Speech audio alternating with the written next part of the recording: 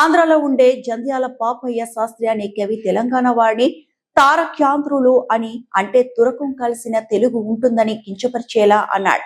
Jayashankar sir కు కోపం వచ్చి హనుమకొండ నుండి పోయి విజయవాడలోని పాపయ్య శాస్త్రి గారిని కలిసి తౌరక్యాంధ్రులు అన్నారు. తప్పు కదా, మీరు మాట్లాడే తెలుగులో కూడా ఉర్దూ ఉంటుంది, మీ పద్యాల్లో ఉర్దూ ఉంటుందని అన్నారు. రాజాజీ మున్నగు పెద్దలకు మా రాష్ట్రము పేరంటేనే బేజారెత్తిన గుండెలు, మా కండలు పిండిన నెత్తురు మీ గుండెల కందిన అత్తరు అని రాశారు. ఇందులో బేజారు అత్తరు అనేవి ఉర్దూ పదాలే కదా పాపయ్య శాస్త్రి గారు అని జయశంకర్ సార్ ప్రశ్నించారు. జయశంకర్ సార్ కు ఉర్దూ అంటే చాలా ఇష్టం.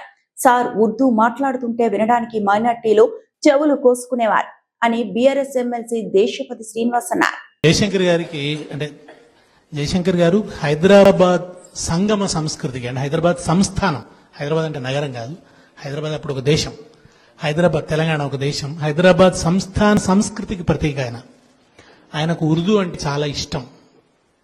ఆయన ఉర్దూలో చదువుకున్నారు. ఎప్పుడన్నా నేను అడిగేది, సార్ మీరు ఇంత పకడ్బందీగా మాట్లాడతారు, గోడ కట్టినట్టు ఉంటుంది సార్ వాక్యం, ఎట్లా అంటే నేను ముందు ఉర్దూలో ఆలోచిస్తున్నాయా అనేవాడు. నేను ముందు ఉర్దూలో ఆలోచిస్తా, దాని తర్వాత సమానార్థకాల్ని తెలుగులో ప్రయోగిస్తా అని చెప్పేవారు. జంధ్యాల పాపయ్య శాస్త్రి గారని గొప్ప కవి, మహానుభావుడు. ఆయన తెలంగాణ పట్ల కించపరిచే ఒక మాట అన్నాడు, తౌరక్యాంధ్రులు అన్నాడు.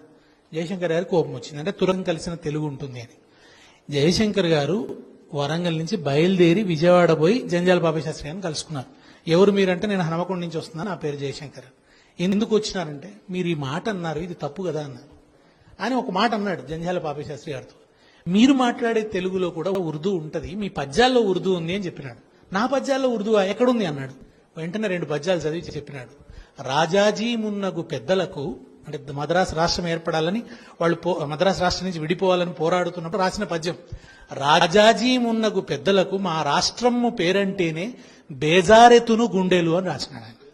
ఈ బేజార్ అంటే ఏమిటి పాపయ్య శాస్త్రి గారు? బేజార్ అంటే ఉర్దూ అని చెప్పినాడు. అది మాత్రమే కాకుండా మా కండలు పిండిన నెత్తురు మీ గుండెలకు అద్దిన అత్తరు అని రాశాడు ఆయన. అత్తర్, ఈతర్ అది ఉర్దూ నుంచి వచ్చింది అని చెప్పి మనం నిత్యం మాట్లాడే భాషలో చాలా ఉర్దూ పదాలున్నాయి. ఆ ఉర్దూ అని మనకు తెలియదు.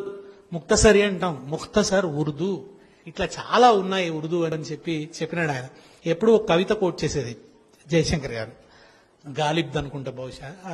ఒక ఆయన మసీదులో కూర్చొని మద్యం తాగుతున్నాడు. అప్పుడు ఒక మౌలవి వెళ్ళి, ఇక్కడ తాగొద్దు కదా అన్నట్టు. ఎందుకు తాగొద్దు అంటే, ఇక్కడ దేవుడు ఉంటాడు కదా అన్నట్టు. వెంటనే ఆ తాగుబోతూ, నాకు దేవుడు లేని చోట ఒకటి చూపిస్తావా, అక్కడ పోయి తాగుతానన్నట్టు.